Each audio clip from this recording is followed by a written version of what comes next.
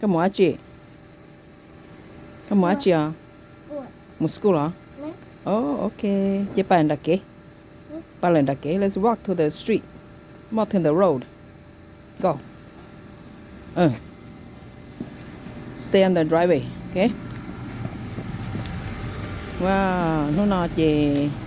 Rau một cần tờ nữa. Have a great day.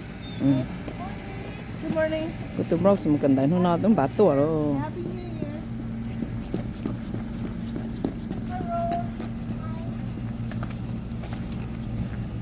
Rau một cần tờ nữa. Tấm bát nào. Ố. Tấm bát nào tua tỏ rau một cần tờ đó.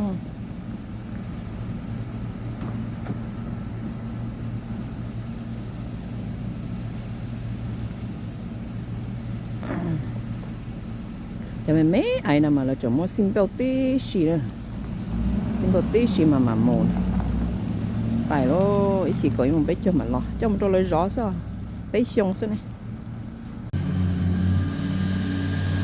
mẹ đi thì nói chi thì ban giờ cái luôn bán lọ nọ nữa,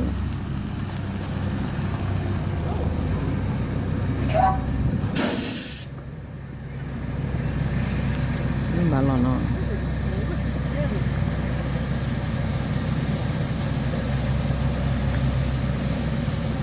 Bạn lo nó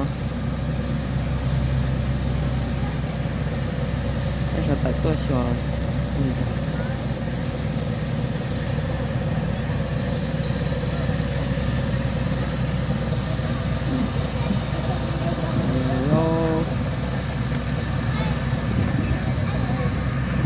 Hi, my Rose.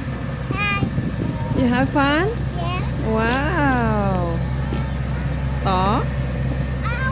Hi, Maddie. Hi, Maddie. Your jacket so cold. It's not cold. Ở thêm nhiều cần phải lo nữa. Bạn trai. Một tua này, thay con muốn gì này. Cần phải lo nó thằng ơi.